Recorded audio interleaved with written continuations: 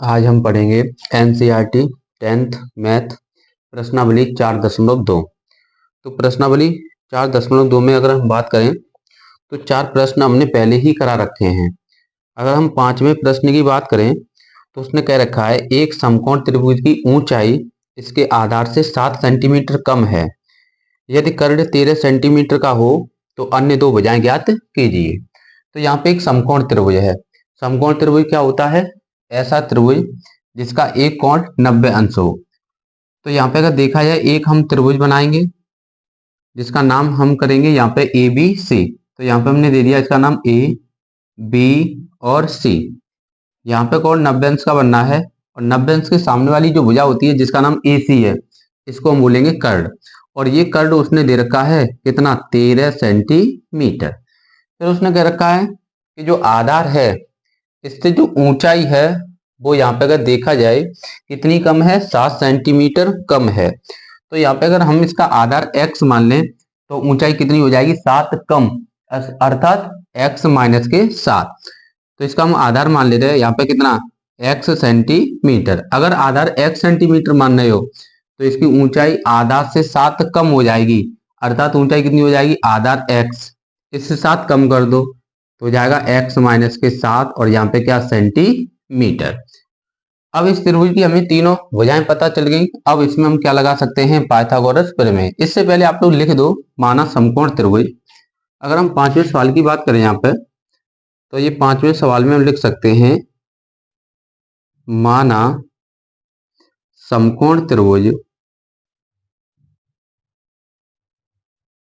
का आधार बराबर x centimetre तथा ऊंचाई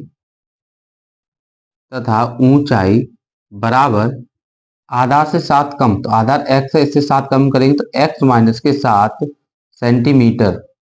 अगर हम त्रिभुज समकोण त्रिभुज एबीसी बात करें, यहाँ पर हम लिखेंगे समकोण त्रिभुज एबीसी में, समकोण त्रिभुज एबीसी में पाइथागोरस प्रमेय लगा दो।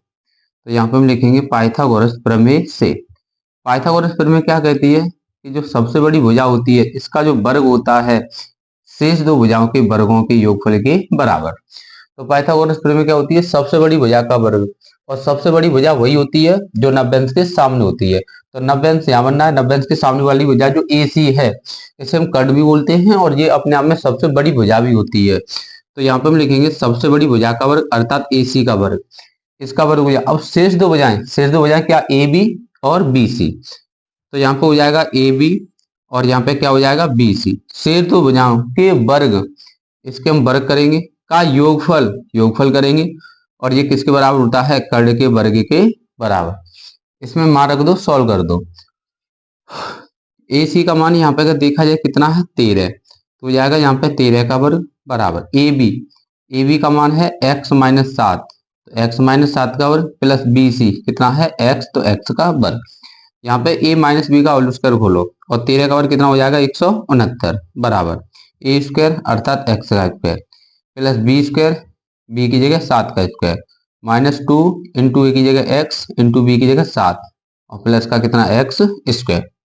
ये हम यहाँ पे 169 को उधर भेज देंगे तो इधर बचेगा 0 बराबर x स्क्वायर कितना हो जाएगा? 2x स्क्वायर प्लस यहाँ पे अगर देखा जाए 7 का वर्ग कितना हो जाएगा? 49। उसके बाद यहाँ पे गुणा करेंगे तो 7 दूनी 14x माइनस के 169 उधर जाएंगे तो माइनस के 169।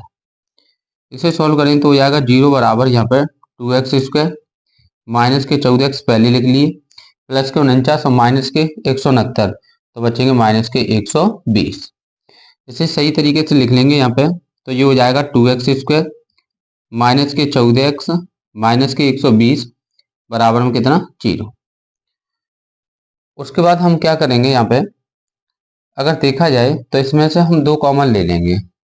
अगर हम 2 कॉमन ले लें तो यहाँ क्या बचेगा? यहाँ बचेगा x स्क्वायर माइनस के 7x माइनस के 60 और बराबर में कितना? 0। 2 गुणा कर रहे हैं, 0 में भाग करेंगे 0 हो जाएगा तो कितना बचेगा? x स्क्वायर माइनस के 7x माइनस के 60 बराबर कितना? 0। इसके गुणनखंड कर लो आप लोग, गुणा करके 60 हो जाए और घटा के 7 हो जाए, ऐसी 2 संख्या हमें ज्ञात करनी है। तो ऐसी दो संख्याएं 12 और 5 हैं। 12 और 5 का गुणा करोगे तो 60 होता है, और 12 में से 5 घटाओगे तो कितना बचेगा? 7। तो इस 7 की जगह हम क्या लिख सकते हैं? 12 माइनस के 5 इंटू एक्स माइनस के 60 बराबर कितना? 0। उससे पहले क्या लिखा है? माइनस, उससे ही पहले एक्स स्क्वायर। माइनस चिन्ह का गुणा कर दो साथ में एक्स का, तो एक्स स्क्वायर माइनस के 12x माइनस माइनस प्लस के 5x और माइनस के 60 और बराबर कितना? 0। यहाँ से x कॉमन ले लो तो बचेगा यहाँ पे x माइनस के 12। यहाँ से प्लस के 5 कॉमन ले लो तो बचेगा x माइनस के 12 बराबर कितना? 0। सेम टू सेम एक क्वेश्चन कर दो, x माइनस के 12 बचे x प्लस के 5 एक क्वेश्चन बराबर कितना? 0। पहले कोष्टक के बराबर 0 करोगे तो x माइनस 12 बराबर 0, तो x बराबर 12। दूसरे कोष्टक के बराबर 0 करोगे तो x प्लस के 5 बराबर 0, तो x बराबर माइनस का 5। x अपने आप में क्या माना था आप लोगों ने? आधार। और आधार जो है वो कभी भी माइनस में नहीं होता है, तो x का मान हम कौन सा लेंगे फिर? 12। इसका मतलब x का मान 12 लोगे तो इसका मतलब आधार 12 सेंटीमीटर हो गया, और 12 माइनस 7 यानी 5 सेंटीमीटर क्या हो गया? इसकी ऊंचाई। तो अब हम लिख सकते हैं अतः समकोण त्रिभुज का आधार, अतः समकोण त्रिभुज का आधार कितना हो जाएगा? x बराबर कितना? 12 सेंटीमीटर, तथा ऊंचाई, तथा समकोण त्रिभुज की ऊंचाई, अगर हम ऊंचाई की बात करें तो ऊंचाई कितनी हो जाएगी? ऊंचाई दे रखी है x माइनस के 7, अर्थात x का मान 12 माइनस 7, और 12 में से 5 जाएंगे तो 5 सेंटीमीटर, सॉरी 12 में से 7 जाएंगे 5 सेंटीमीटर। तो हमसे ये पूछा था कि इसका आधार ज्ञात कीजिए, तो आधार 12 सेंटीमीटर हो गया। इसकी ऊंचाई ज्ञात कीजिए, ऊंचाई कितनी आएगी? 5 सेंटीमीटर, और जो कि आधार से ऊंचाई कितनी कम है? 7 कम। 12 में से 7 कम करोगे तो कितना हो जाएगा? 5। ठीक, अगर इसमें कोई भी समस्या है तो आप लोग बाद में पूछ लेंगे।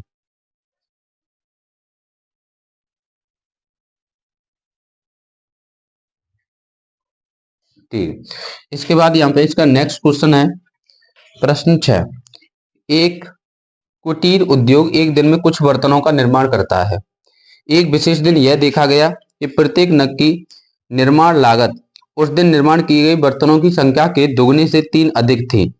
यदि उस दिन की कुल निर्माण लागत 90 रुपए थी तो निर्मित बर्तनों की संख्या और प्रत्येक नग की लागत ज्ञात कीजिए।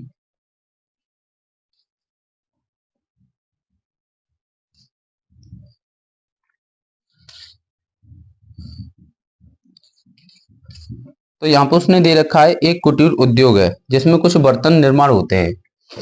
यहाँ पे अगर देखा जाए बर्तनों का निर्माण होता है, और एक बर्तन की जो कीमत रखी जाती है उस दिन जितने भी बर्तन होते हैं, मतलब बर्तनों का निर्माण होता है उसके 2 गुने से 3 ज्यादा। तो हमसे पूछा है कि उस दिन कितने बर्तन बने थे और एक बर्तन की कीमत क्या है, ये हमें ज्ञात करनी है।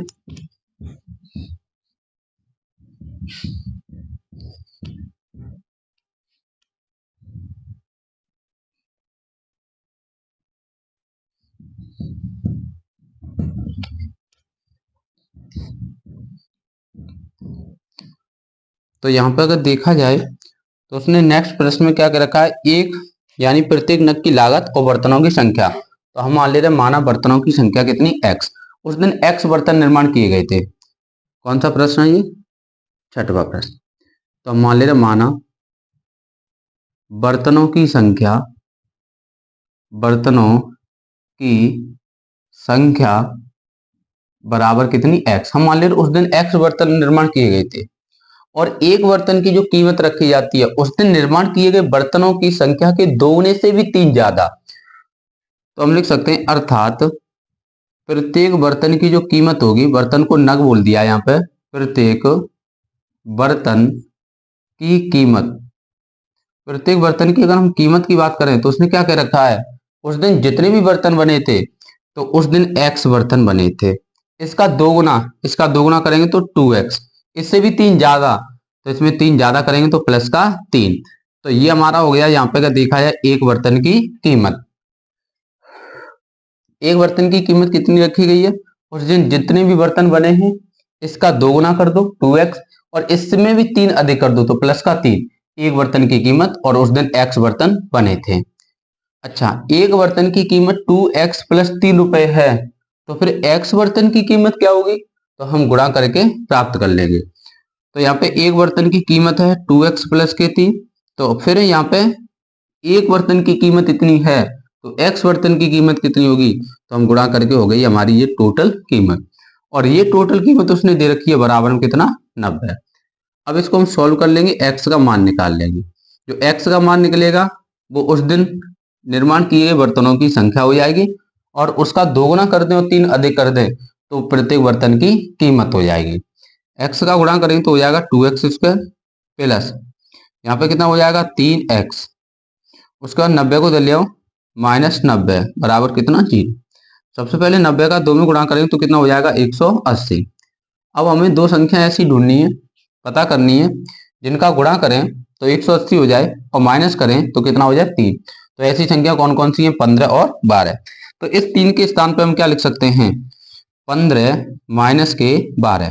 15 में से 12 जाएंगे यहाँ पे तो कितना बचेगा? 3, और 15 और 12 का गुणा करेंगे तो कितना हो जाएगा? 180।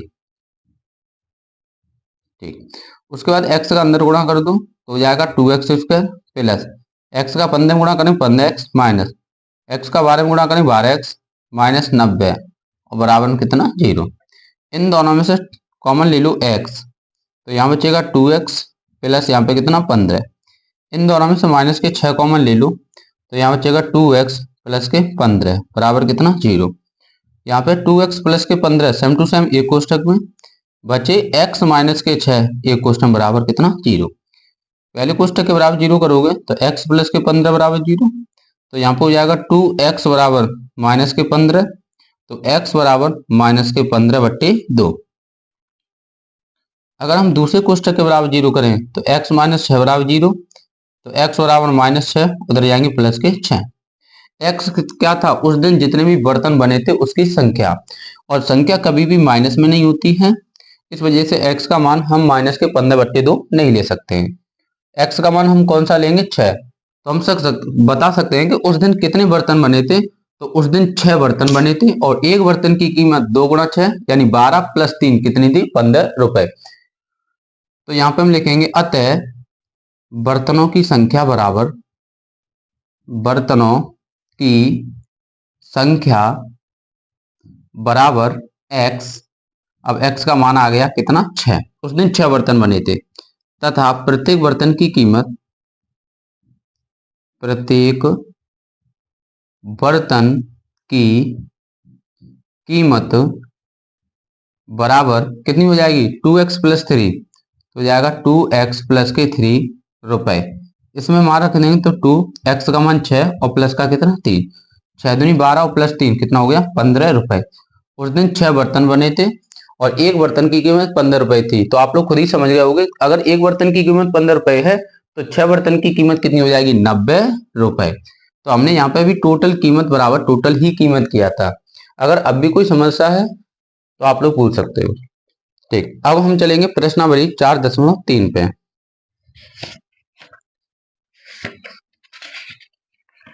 अगर हम प्रश्नावली 4.3 की बात करें यहाँ पे, तो उसने कह रखा है निम्न द्विघात समीकरण के मूलों की प्रकृति बताओ, यदि मूलों का अस्तित्व है तो उन्हें ज्ञात कीजिए। तो हम मूलों की प्रकृति ज्ञात करने के लिए सबसे पहले उसका हम विविक्त कर निकालेंगे, और विविक्त कर का जो फॉर्मूला होता है आप लोगों ने पहले भी पढ़ रखा होगा, d बराबर बी स्क्वायर माइनस के 4ac।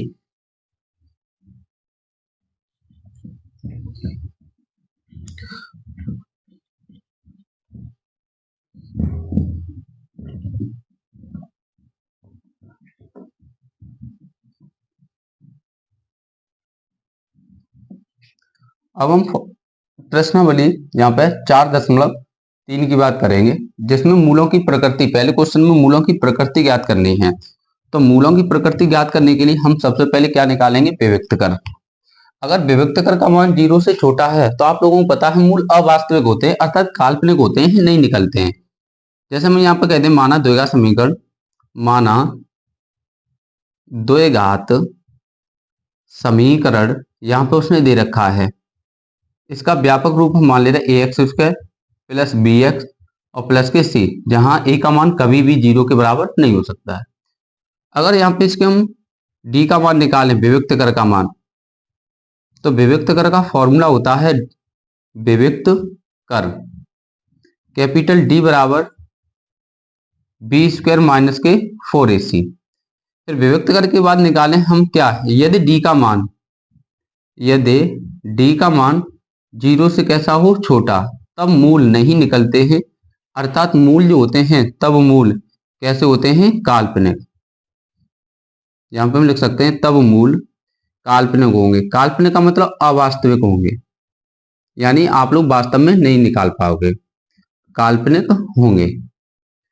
यहां पे हम लिखेंगे बी, यदि डी का मान 0 के बराबर हो, यदि डी का मान 0 के कैसा हो, बराबर, तब मूल वास्तविक और समान होंगे। यानी जो एक्स के मान निकालते हो वो रियल में आप लोग निकाल भी सकते हो और उसके बाद एक जैसे ही निकलेंगे। अगर एक 5 है तो दूसरा भी 5 ही निकलेगा। यदि डी का मान 0 तब मूल यहाँ पे वास्तविक व समान होंगे, वास्तविक व कैसे होंगे, समान। और यदि डी का मान 0 से बड़ा हो तब, तो तीसरी कंडीशन है हमारी, यदि डी का मान बड़ा हो किससे, 0 से, तब ऐसी स्थिति में जो मूल होंगे वास्तविक तो होंगे लेकिन अलग अलग होंगे। तो मूल वास्तविक व असमान होंगे। असमान का मतलब अलग अलग होंगे, अर्थात बराबर नहीं होंगे, असमान होंगे। तो ये हम पहले पता करेंगे उसका विविक्त कर। अगर विविक्त कर का मान यहाँ पे डी से बराबर है, यानी 0 के बराबर है विविक्त कर का मान, तो मूल वास्तविक व समान होंगे। यदि डी का मान और यदि डी का मान 0 से छोटा है तो मूल काल्पनिक होंगे, और यदि डी का मान 0 से बड़ा है तो ऐसी स्थिति मूल वास्तविक व कैसे होंगे, असमान होंगे। तो पहले हमें ये पता करना है उसका विविक्त कर कितना है। अगर विविक्त कर हमने निकाल लिया तो हम फिर बता सकते हैं मूल काल्पनिक या वास्तविक, या फिर वास्तविक असमान, या फिर वास्तविक समान क्या होंगे, बता कर लेंगे। लेकिन मूल जब काल्पनिक होंगे तो आप लोग मूल नहीं ज्ञात कर पाओगे। फिर अगर मूल वास्तविक होंगे तो हमें मूल भी ज्ञात करने हैं पहले प्रश्न में। अगर हम पहले प्रश्न की बात करें यहाँ पे, तो उसने क्या कर रखा है, 2x square minus 3x plus 5 बराबर 0। पहले प्रश्न में उसने कह रखा है 2x स्क्वायर माइनस के 3x, 2x स्क्वायर माइनस के 3x प्लस के 5 बराबर कितना, 0। सबसे पहले यहाँ पे इसका विविक्त कर निकालो, तो हम इसे आदर्श रूप यानी व्यापक द्विघात समीकरण से हम इसकी तुलना करेंगे। तो जाएगा ax स्क्वायर प्लस के bx प्लस के c बराबर 0 से क्या करने पर, तुलना करने पर। तुलना करेंगे तो हम abc के मान निकालेंगे पहले, उसके बाद हम फॉर्मूला लगाएंगे, तब पता कर पाएंगे। तो देखो एक्स स्क्वायर के स्थान पे एक्स स्क्वायर, ए का मान कितना हो गया, 2, कॉमा एक्स के स्थान पे एक्स, बी के स्थान पे यहाँ पे कितना है, माइनस का 3। चिन्ह सहित लेते हैं, अगर प्लस चिन्ह तो हम नहीं लिखेंगे, तो माइनस का 3। उसके बाद सी के स्थान पे यहाँ पे कितना है, प्लस का 5, तो सी बराबर कितना आ गया, 5। अब हम विविक्त कर का फॉर्मूला लगाएंगे। तो आप लोगों ने पढ़ रखा है विविक्त कर कैपिटल डी बराबर क्या फॉर्मूला होता है, बी स्क्वायर माइनस के 4ac। तो ये हो जाएगा डी बराबर बी का मान है माइनस का 3, इसका वर्ग है -4 इंटू ए का मान कितना है 2 इंटू सी का मान कितना है 5। ये हो जाएगा डी बराबर माइनस का वर्ग प्लस और 3 का वर्ग कितना 9 माइनस 5 दूनी 10, 10 का 4 में गुणा करेंगे कितना 40। डी बराबर 9 में से 40 घटाओगे माइनस का 31, जो कि यहाँ पे आप लोगों को पता है, यहाँ डी का जो मान है वो यहाँ पे अगर देखा जाए 0 से कैसा है, छोटा। अतः मूल काल्पनिक या फिर अवास्तविक होंगे, काल्पनिक या अवास्तविक होंगे। और उसने कह रखा है अगर मूलों का अस्तित्व है तो आप लोगों को ज्ञात भी करना है, लेकिन यहाँ पर मूलों का अस्तित्व है ही नहीं है, काल्पनिक हैं, अवास्तविक होंगे। तो ये हमारे पहले प्रश्न की कहानी थी, पहले के पहले प्रश्न। अगर कोई समस्या है तो आप लोग पूछ लो, ठीक। अगर हम इसके दूसरे प्रश्न की बात करें तो उसने क्या रखा है 3x स्क्वायर माइनस के 4√3 x प्लस के 4 बराबर कितना 0। तो यहाँ पर उसने दे रखा है 3x स्क्वायर माइनस के 4√3, यहाँ पे दे रखा है माइनस का 4√3 x और प्लस 4 और बराबर में कितना 0। आप लोगों से पूछा है अगर इसमें मूलों का अस्तित्व है तो आप लोग इसके मूल भी ज्ञात कीजिए। तो सबसे पहले हम इसका विभक्त कर निकालेंगे और विभक्त कर निकालने के लिए एबीसी के मान होने चाहिए और एबीसी के मान तब आएंगे जब इसकी हम द्विघात आदर्श व्यापक समीकरण से हम क्या करेंगे, इसकी तुलना करेंगे।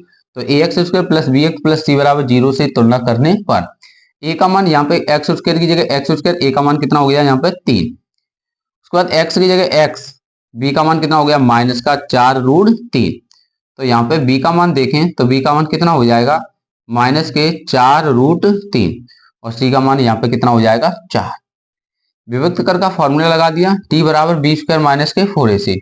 इसमें मान रख दो, बी का मान है माइनस का 4√3 का वर्ग माइनस 4 इंटू ए का मान कितना है 3 इंटू सी का मान कितना है 4। उसके बाद यहाँ पे अगर देखा जाए माइनस का वर्ग प्लस 4 का वर्ग कितना 16 और √3 का वर्ग 3, तो 16 3 48 माइनस 4 3 12 12 चौक 48, 48 में से 48 जाएंगे कितना हो जाएगा 0।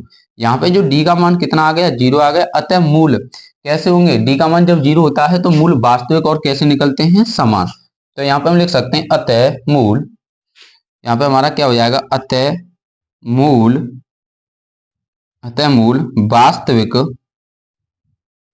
वास्तविक व कैसे होंगे समान होंगे। अब यहाँ पे वास्तव में है मूल, तो आप लोगों से ये भी कह रखा है इसके मूल भी ज्ञात कीजिए। तो जब हम इसके मूल ज्ञात करेंगे तो क्या होंगे, सही है यहाँ पे।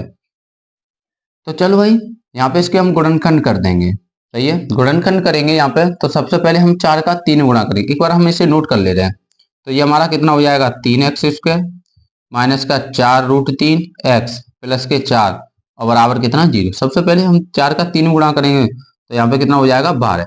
अब हमें ऐसी दो संख्याएं ज्ञात करनी है, पता करनी है जिनका मल्टीपल करें तो 12 हो जाए और जोड़े तो कितना हो जाए 4√3। तो ऐसी संख्याएं कौन कौन सी हैं 2√3 और दूसरी भी 2√3। तो इस 4 को हम दो जगह तोड़ सकते हैं, किस किस में 2√3 और प्लस यहाँ पे 2√3। अगर हम इन दोनों गुणा करें 2 दूनी 4 और √3 का √3 में गुणा करेंगे 3, तो 4 तिया 12। इन दोनों को जोड़ेंगे 2√3 और फिर यहाँ पे 2√3, तो ये हमारा कितना हो जाएगा 4√3। उसके बाद क्या लिखा है x प्लस के 4 और बराबर में कितना 0। उससे भी पहले कितना लिखा है 3x स्क्वायर, उससे भी पहले माइनस है, माइनस इनका गुणा कर दो आप लोग तो जाएगा 3x स्क्वायर माइनस का 2√3x माइनस के 2√3x प्लस के 4 और बराबर में कितना 0। इन दोनों में से √3x कॉमन ले लो। तो अगर हम √3x कॉमन ले लें तो यहाँ पे एक तो √3 बचेंगे और यहाँ पे एक बार x बचेगा, तो यहाँ पे हो जाएगा √3x माइनस यहाँ से √3 कॉमन x कॉमन, यहाँ कितना बचा 2। उसके बाद यहाँ पे अगर देखा जाए इनमें से माइनस के 2 कॉमन ले लो। अगर इनमें से हम माइनस के 2 कॉमन ले लें तो यहाँ भी इतना ही बचेगा √3x और माइनस का कितना 2 और बराबर में कितना है 0। उसके बाद यहाँ पे सेम टू सेम एक क्वेश्चन कर दो तो √3x माइनस के 2 एक क्वेश्चन में और यहाँ पे √3x माइनस के 2 बचे हुए एक क्वेश्चन। पहले क्वेश्चन के बराबर 0 करोगे तो √3x माइनस के 2 बराबर 0, तो यहाँ पे √3x बराबर कितना 2, तो x बराबर 2/√3। हर का परमीकरण कर दो तो यानी √3 का ऊपर गुणा कर दो अंश में और √3 का हर में गुणा कर दो, तो x बराबर हो जाएगा 2 का √3 में गुणा करेंगे तो 2√3 और √3 का √3 में करेंगे तो कितना हो जाएगा 3। तो एक ये मूल आ गया कितना 2√3/3। अगर हम दूसरे कोष्टक के बराबर 0 करेंगे तब भी यही आएगा क्योंकि दोनों ही कोष्टक कैसे हैं समान है। तो √3 माइनस के 2 बराबर कितना 0, तो हो जाएगा √3x बराबर कितना 2, तो x बराबर हो जाएगा 2/√3। इसमें भी परमीकरण कर दो तो √3 का अंश में गुणा और √3 का हर में गुणा, तो ये हमारा हो जाएगा x बराबर गुणा करेंगे तो 2√3 और अपॉन में कितना 3। ये हमने निकाल ली। तो हम लिख सकते हैं हमसे पूछा था मूल, तो हम लिखेंगे अतः मूल क्या क्या निकले हैं। तो यहाँ पे अगर देखा जाए 2√3/3, दूसरा भी यही है 2√3/3। ये आप लोगों के जो मूल निकले हैं वो वास्तविक ही हैं। और देखो आप लोग मैंने आप लोगों से क्या कहता वास्तविक और कैसे होते हैं समान, तो ये दोनों कैसे हैं समान भी हैं और यही हम लोगों से पूछा। ठीक। अगर हम इसके तीसरे प्रश्न की बात करें तो तीसरे प्रश्न में उसने क्या कर रखा है, 2x² माइनस के 6x प्लस के 3। तो यहाँ पे तीसरे प्रश्न में उसने क्या रखा है, ये पहले का तीसरा प्रश्न है और ये है 2x² माइनस के 6x और प्लस के 3 बराबर में कितना 0। तो सबसे पहले हम ये पता कर लेंगे कि इसके मूल कैसे हैं, वास्तविक हैं भी हैं या नहीं भी हैं। तो यहाँ पे अगर देखा जाए, सबसे पहले हम इस द्विघात समीकरण की व्यापक आदर्श समीकरण द्विघात से तुलना करेंगे। ax² plus bx plus c बराबर 0 से तुलना करने पर a का मान कितना हो जाएगा 2, b का मान कितना हो जाएगा माइनस के 6। उसके बाद यहाँ पे अगर देखा जाए c का मान कितना हो जाएगा 3। हम निकालेंगे विभक्तकर d बराबर b² माइनस 4ac। फिर हम क्या करेंगे, इसमें मान रख देंगे और सॉल्व कर देंगे। तो यहाँ पे देखा जाए b का मान कितना है माइनस के 6 का वर्ग माइनस 4 इंटू a का मान 2 इंटू c का मान कितना 3। माइनस 6 का वर्ग कितना होता है प्लस 36 माइनस 4 12 12 दूनी 24। घटाएंगे हम 36 में से तो कितना बचेगा यहाँ पे 12। यानी डी का मान यहाँ पे जो है वो 0 से कैसा है बड़ा है। और जब डी का मान 0 से बड़ा हो तो ऐसी स्थिति में जो मूल होते हैं वो हमारे कैसे होते हैं, वास्तविक भी होते हैं और असमान भी होते हैं। मतलब मूल वास्तविक हैं, तो अगर हमें मूल वास्तविक हैं तो हमें फिर ज्ञात भी करने हैं कि मूल हैं क्या। तो भाई ऐसी दो संख्या ढूंढो, आप लोग पता करो कि जिनका हम 3 दूनी 6 गुणा करें तो 6 प्राप्त हो और जोड़े तब भी 6 प्राप्त हो। तो ऐसी संख्या आप लोग ढूंढ तो लोगे, लेकिन यहाँ पे बड़ी कठिनाई होगी। तो इस सवाल को हम डायरेक्ट ही इसके मूल निकाल देंगे श्रीधराचार्य सूत्र से। तो श्रीधराचार्य सूत्र आप लोगों ने पढ़ रखा होगा, यहाँ पे हम लिखेंगे श्रीधराचार्य सूत्र से। अगर हम श्रीधराचार्य सूत्र से अगर हम बात करें तो आप लोगों ने पढ़ रखा होगा क्या फॉर्मूला होता है, x बराबर माइनस का b plus minus under root में विभक्त कर, यानी b² माइनस के 4ac। चाहो तो आपको डायरेक्ट भी लगा सकते हो अंडर रूट में d अपॉन यहाँ पे क्या हो जाएगा 2a। इसमें मान रख दो तो x बराबर माइनस b का मान माइनस का 6 plus minus under root b² मतलब माइनस के 6 का स्क्वायर माइनस 4 इंटू a का मान कितना 2 इंटू c का मान कितना 3 और अपॉन में यहाँ पे कितना हो जाएगा 2 इंटू a का मान कितना 2। सॉल्व कर दो आप लोग। तो ये हमारा कितना हो जाएगा,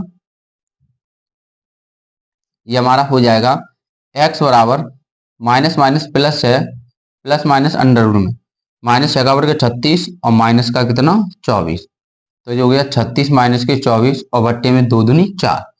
x बराबर ये हो जाएगा 6 प्लस माइनस अंडर रूट में 36 में से यहाँ पे सॉरी कितना हो जाएगा यहाँ पे 24।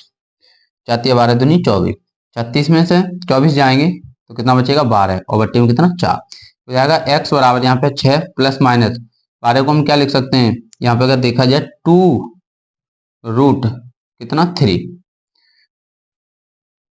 हाँ 2 रूट 3 और अपॉन में कितना 4। इसमें से 2 कॉमन ले लो तो x बराबर यहाँ पे 2 कॉमन लेंगे तो यहाँ बचेगा 3 प्लस के रूट 3 और यहाँ पे कितना है 4। इससे ये काट दो क्या बार 2 बार। तो x बराबर यहाँ पे कितने मिले 3 प्लस माइनस के रूट 3 और अपॉन में क्या 2। हमसे मूल पूछे थे, यही हमारे क्या हो गए मूल। एक बार ये प्लस का लिखा है, एक बार इसका x बराबर 3 प्लस के रूट 3 अपॉन 2, एक दूसरा मूल 3 माइनस के रूट 3 अपॉन में कितना 2। तो यहाँ पे अगर देखा जाए ये प्रश्नावली का 4.3 का पहला प्रश्न था जिसके 3 भाग थे जो कि हमने यहाँ पे समाप्त कर लिए। बाकी के जो भाग हैं शेष सवाल जो हैं वो हम नेक्स्ट प्रश्नावली में करेंगे। सॉरी, यहाँ पे शेष जो सवाल हैं बाकी के वो हम नेक्स्ट वीडियो में करेंगे। ठीक है, चलो अब ज्यादा सवाल नहीं बचे हैं, 2 3 4 5 4 सवाल बचे हैं जो एक वीडियो में हम समाप्त कर देंगे। इसके साथ जो यानी अध्याय 4 है वो पूर्णतः कैसा हो जाएगा, समाप्त हो जाएगा। ठीक, धन्यवाद।